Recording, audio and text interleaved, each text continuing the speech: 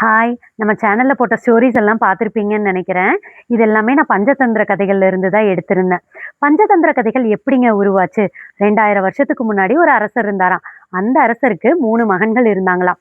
அந்த 3 மகன்கள் மேல அரசருக்கு ஒரு ஆசை இருந்துதாம். இளவரசர்கள் போருக்கு போயி ஜெயிச்சு நெறைய நாடுகள கையாண்டு ஆளணும் அப்படிங்கிற ஆசைய தாண்டி, அரசருக்கு தன்னோட இளவரசர்கள் புத்திசாலித்தனமா இருக்கணும், அறிவாளியா இருக்கணும்.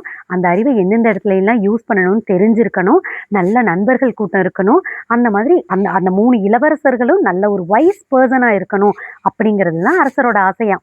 அதுக்காக அரசர் 3 இளவரசர்களையும் விஷ்ணு சர்மாட்ட கொண்டு போய் விடுறாங்களாம்.